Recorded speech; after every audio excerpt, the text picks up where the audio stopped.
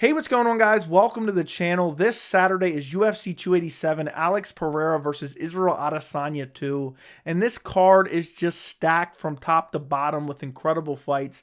And in the co-main event, we have a highly anticipated welterweight matchup, Gilbert Burns versus Jorge Masvidal. And this is going to be my full breakdown and prediction for this fight. And I've already done a bunch of UFC 287 prediction videos. I will link my entire UFC 287 playlist down in the description if you want to go check out any of those predictions after this.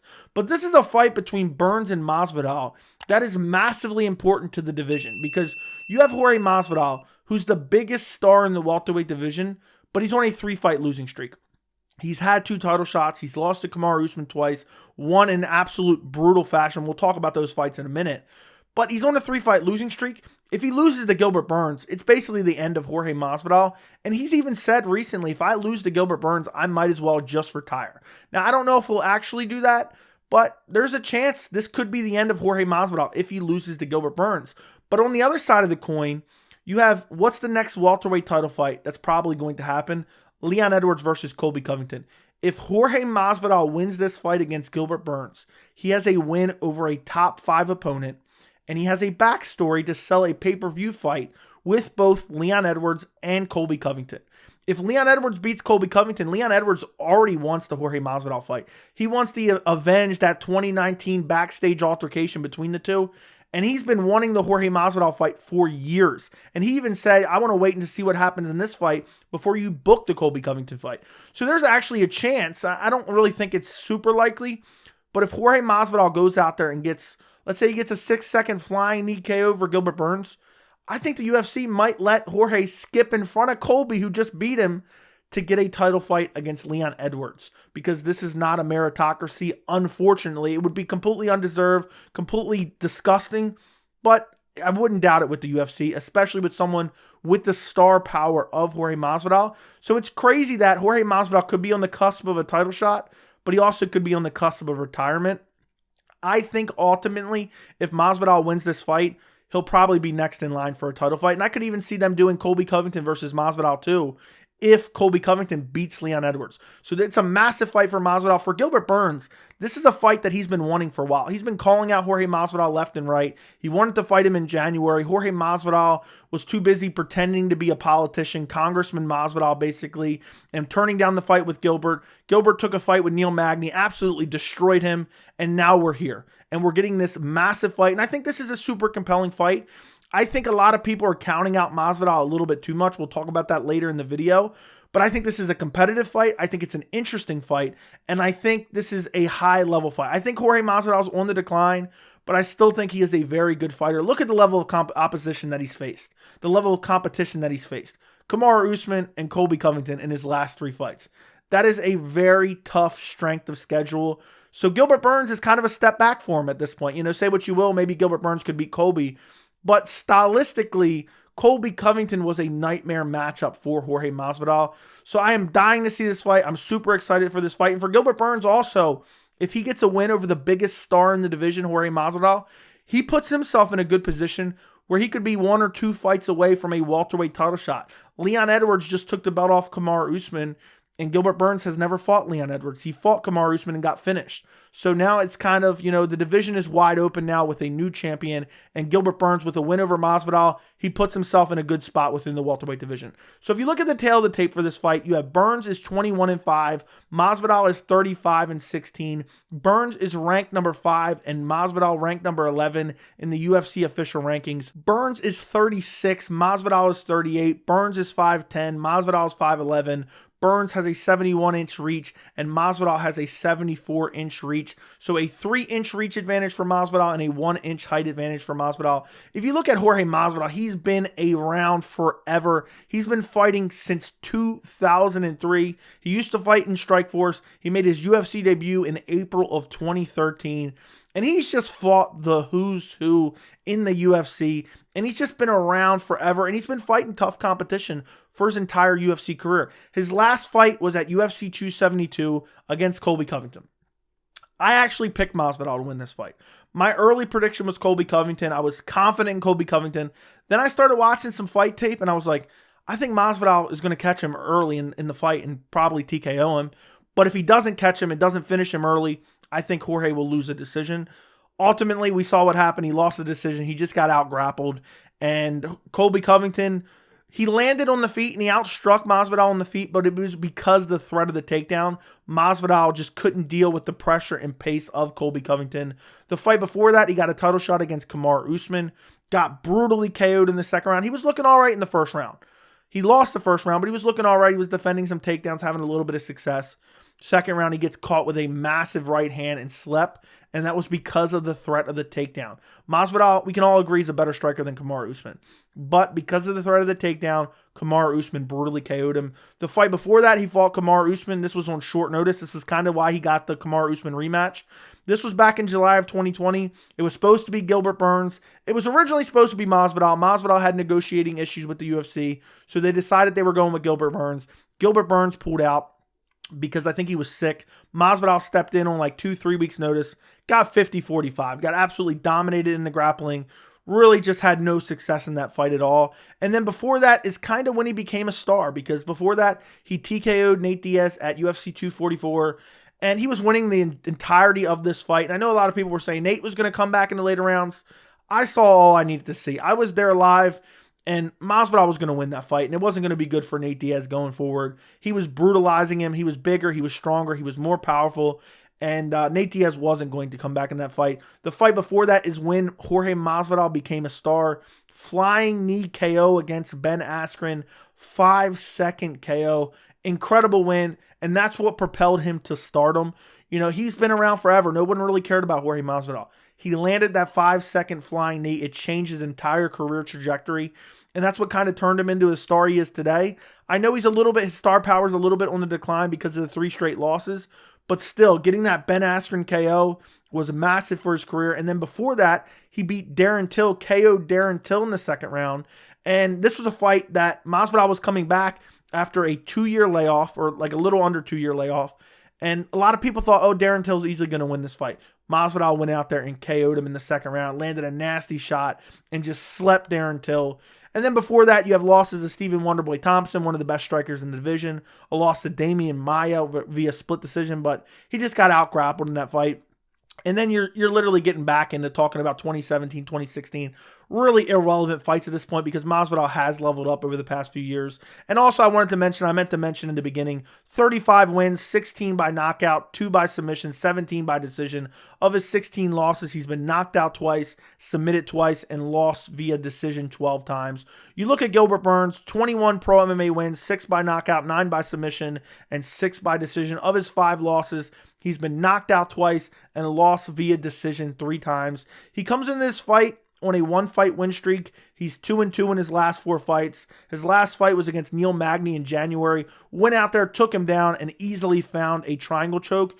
And Neil Magny's a guy that he's not necessarily the elite of the elite, but it's hard to look good against Neil Magny.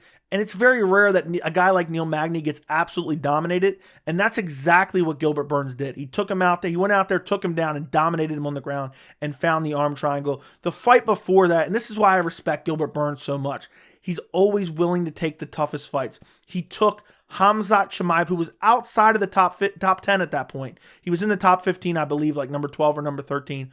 Took the Khamzat Chimaev fight when he's ranked in the top 5. I mean, Wonderboy, if he heard the name Khamzat Chimaev, he's literally heading right to a safe house and witness protection. And Gilbert Burns said, yes, I'll take that guy. And a lot of people were saying, oh, Gilbert's going to get destroyed by Khamzat.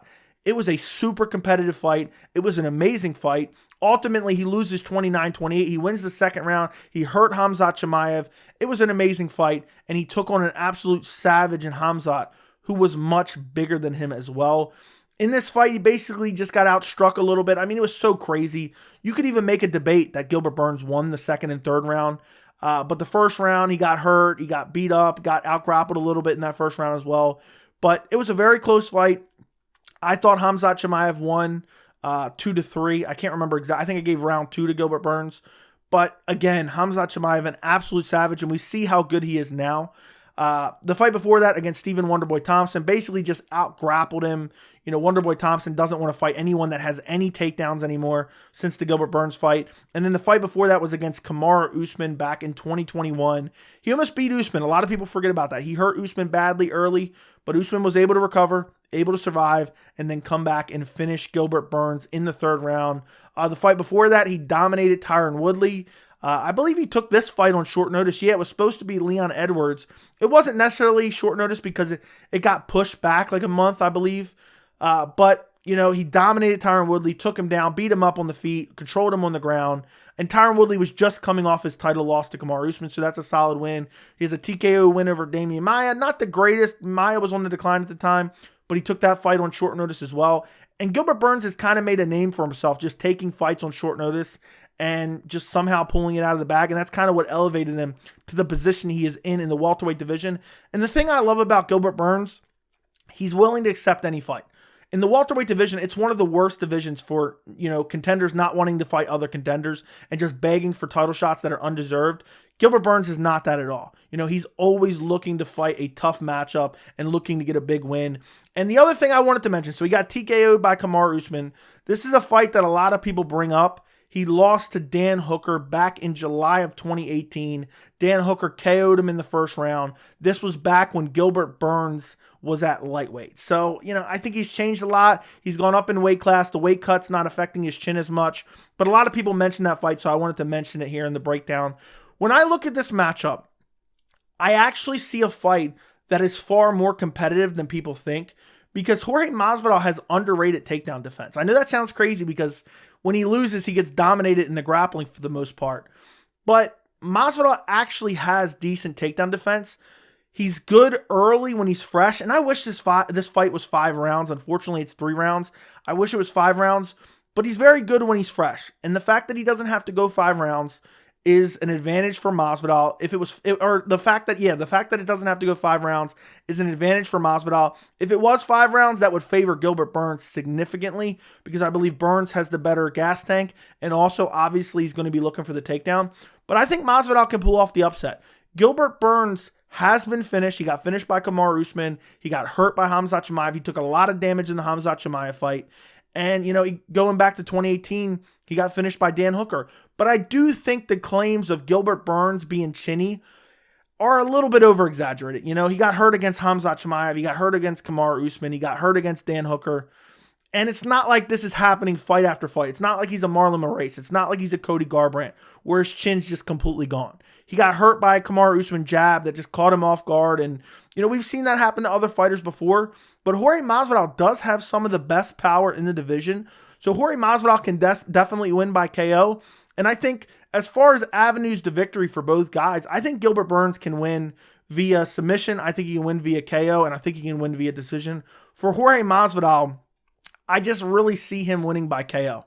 If he doesn't get the KO, I don't think he wins this fight. And ultimately, for my official prediction, I am going Gilbert Burns via decision. I just think the threat of the takedown is going to open up the striking on the feet for Gilbert.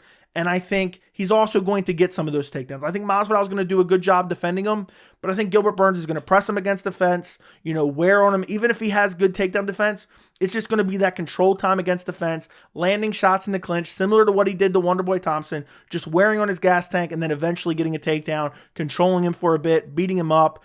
And I just think there's not a lot of weaknesses in Gilbert Burns' game.